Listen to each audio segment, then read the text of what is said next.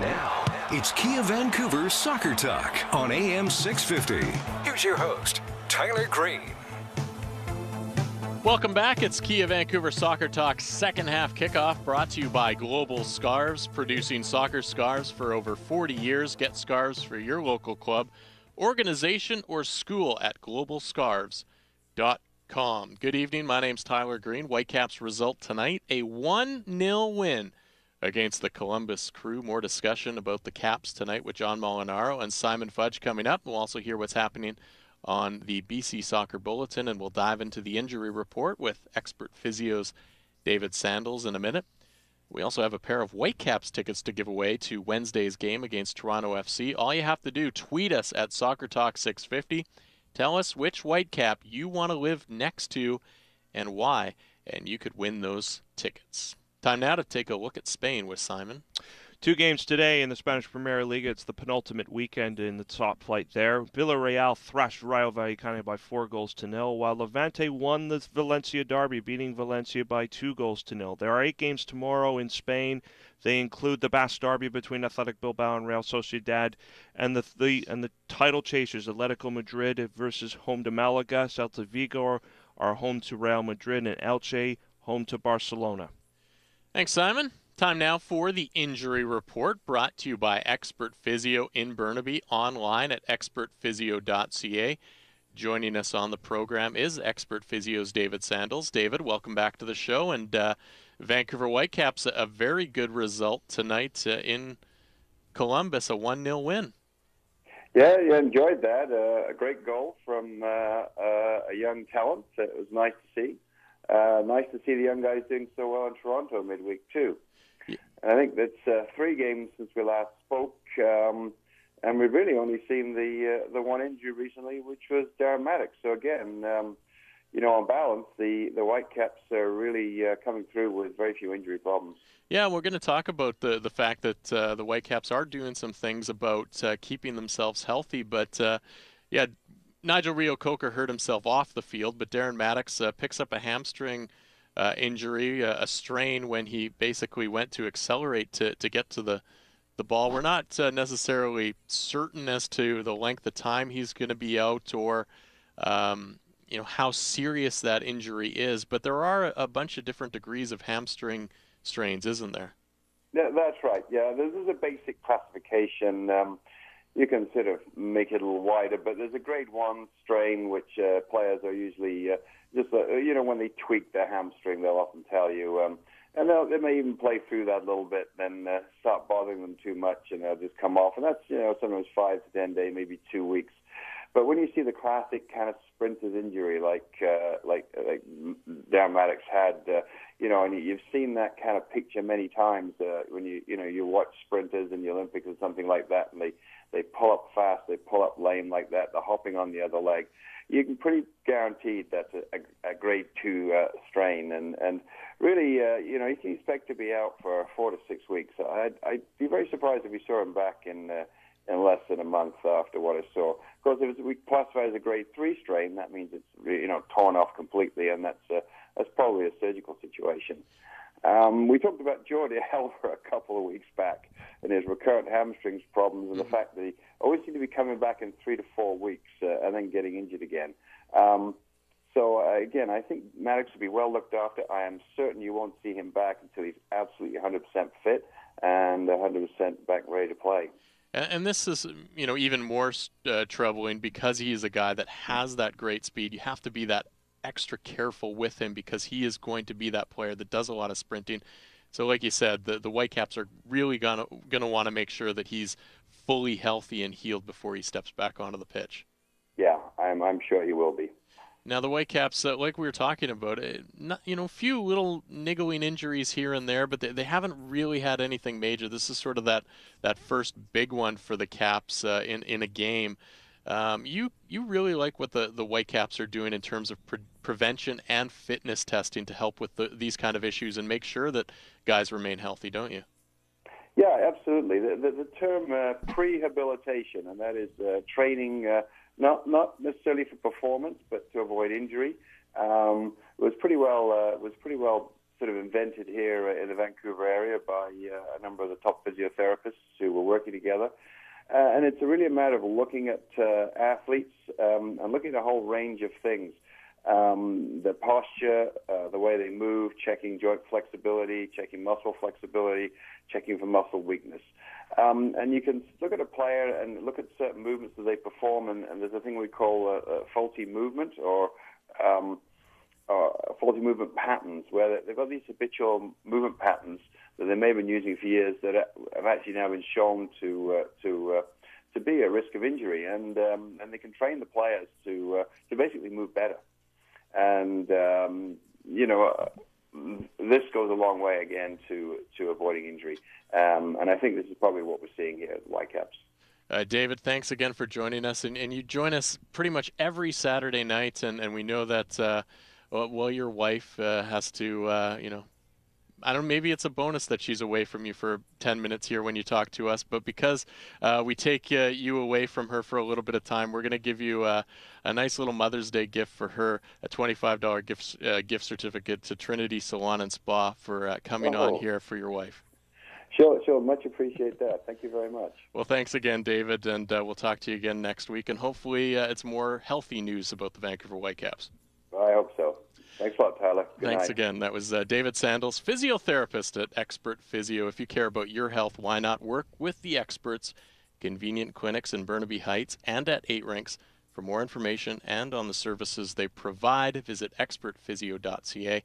David, one of those experts at Expert Physio, the rest of the crew can get you back to full health. Visit them today, expertphysio.ca. Tonight's poll question brought to you by anotherfinecut.com. Which Vancouver Whitecaps youngster impressed you the most against Toronto FC on Wednesday, and why? Tweet us at SoccerTalk650, Tyler Green FC, Facebook.com/SoccerTalkVan. Sub-Hedgehog, I thought Tybert was excellent. Salgado showed well, as did Froze. HKR Ump, Alderson, some great hard tackles and balls won, and Y_Dazham.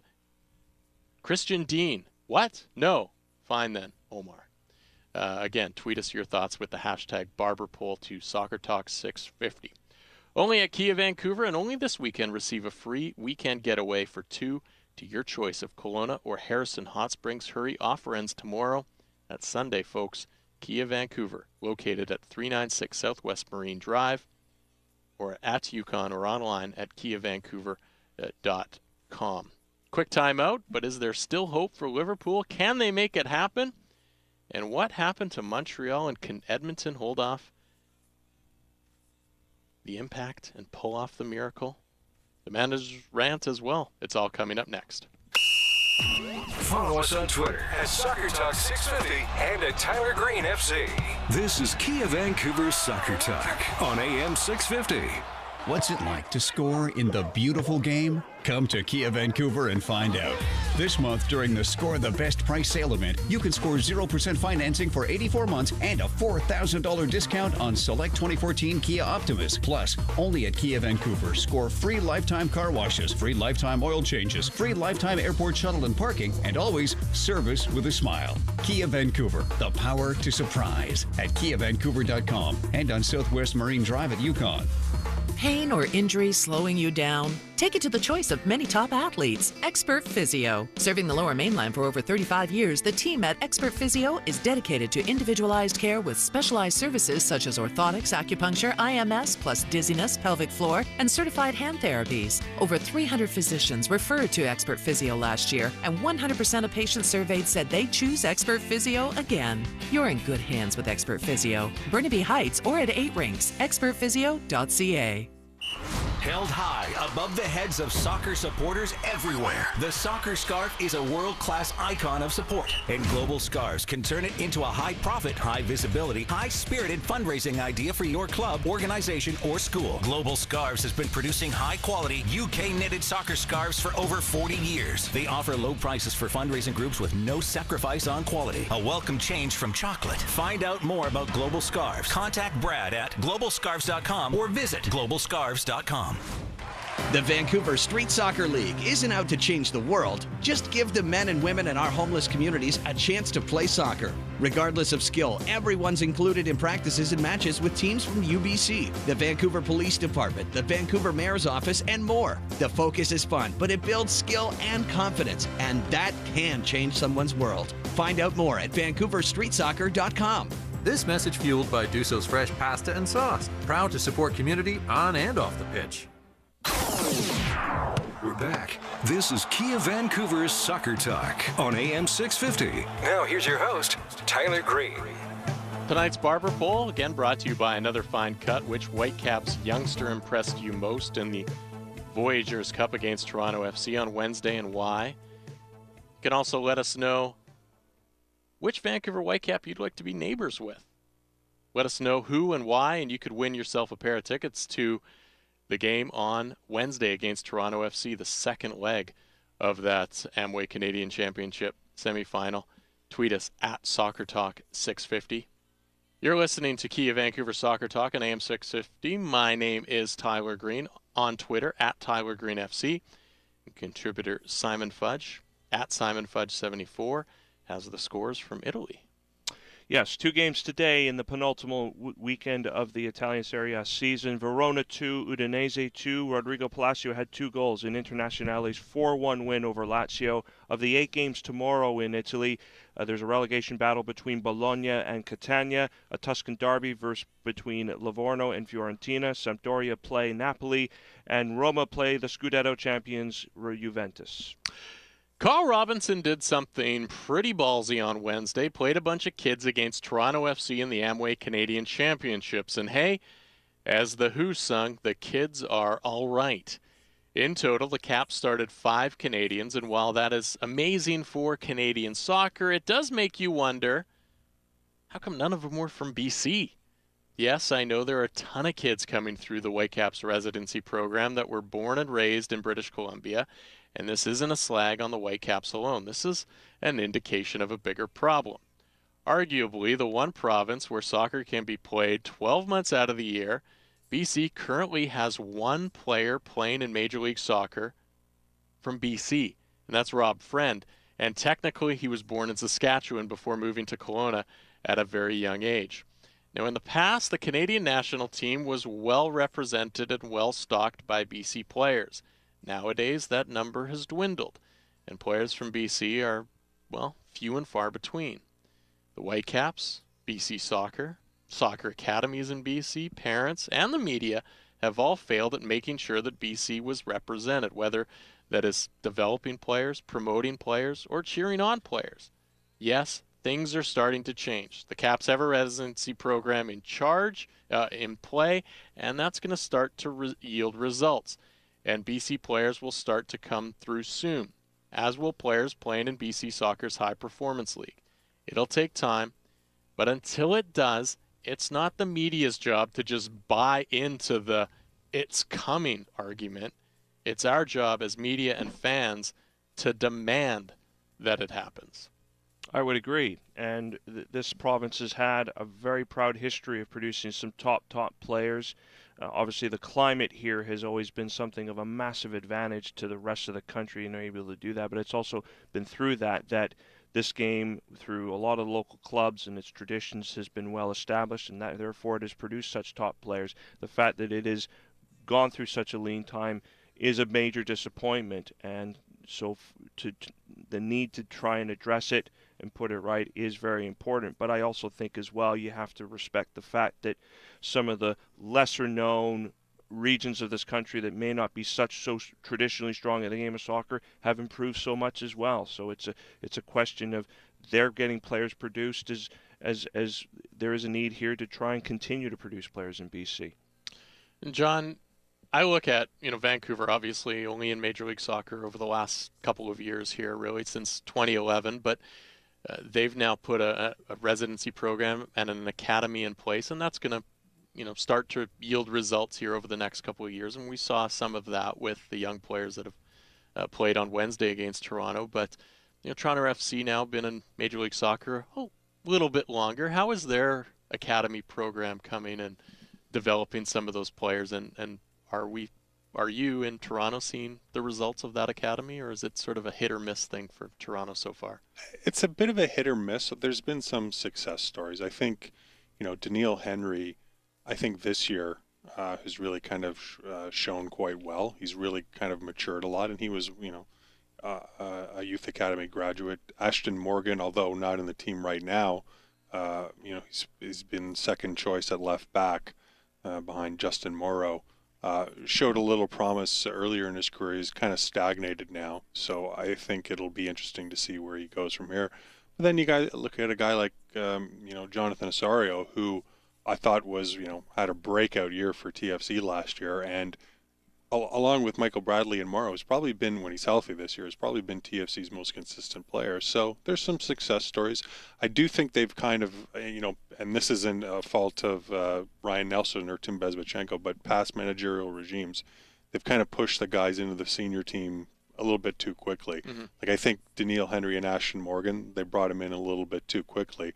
Eventually they developed to the stage where they're, pretty successful professionals, but I would have liked to have seen them shown a little bit more patience with these kids. Greg Vanny, who's the new youth academy director, he's got a lot of experience because he's worked with the youth programs and with the LA Galaxy before and Real Salt Lake.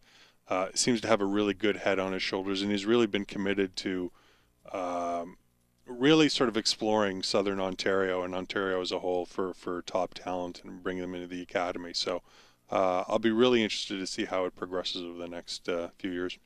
Now, a lot of people then sort of make that transition from, okay, the players are starting to come through these systems, and eventually, and we see some young players as well for an FC Edmonton side. We see Ottawa being fairly stacked with a lot of younger Canadian players as well. So we know that there's some of those younger players that are coming through, but what's a reasonable time frame, and we'll start with you, John, that people kind of need to give the Canadian national team and with these transitions? I look at 2018 and think probably a little too soon to kind of make that real big jump and maybe make that World Cup, because these players now, we see them at sort of 17, 18, 20 really. Is 2018 too soon? 2022, is that too soon, or is that the right kind of age group for these guys? And where do you think that we might finally see a breakthrough? Yeah, I would agree. I think 2018 that's far too ambitious. You have to understand where the state of the program that it's in. This is really in a rebuilding mode. Benito Floro is very much learning on the job. He's got limited resources, and he's trying to rebuild a program by giving a lot of these young kids, playing time as much as he can. So I think it's too much to ask or to even expect that they would even be competitive in CONCACAF in the next round of World Cup qualifying.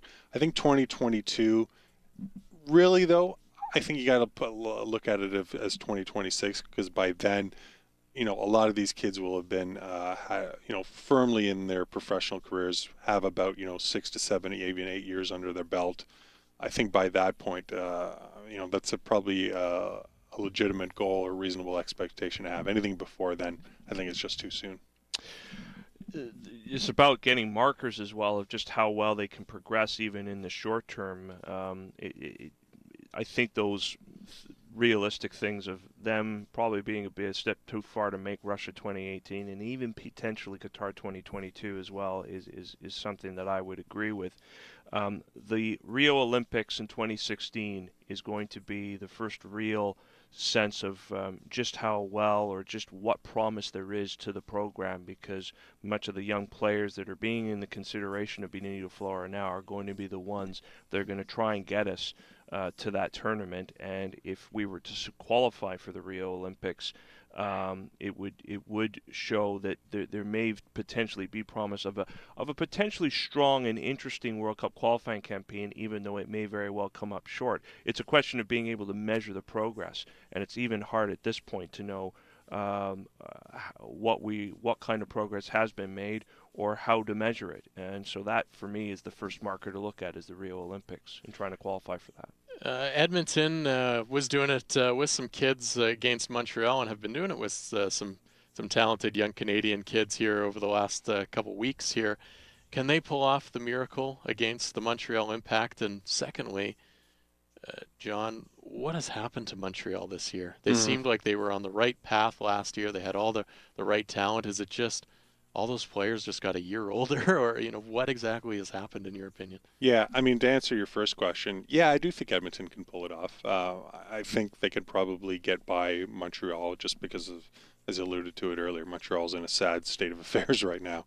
I mean, beyond that, I think it would be it'd be asking too much to see if they can get anything, from either Vancouver or Toronto if they were to advance to the final. But beating Montreal, that's doable.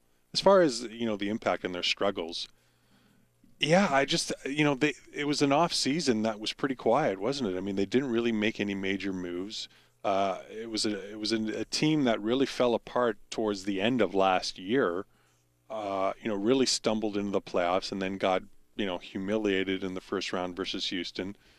Everything kind of pointed to the fact that they really needed to bring in some new blood and some younger blood and just kind of retool the team a little bit, bring in some reinforcements in all areas of the pitch, up front, maybe in the midfield and in defense, and didn't really do it. I mean, it was a very quiet off season. They kind of scrambled towards, the start of the season to bring in some guys, but not any game changers. And you look at that roster, other than Marco Di Vaio, who's a game changer for the Montreal Impact?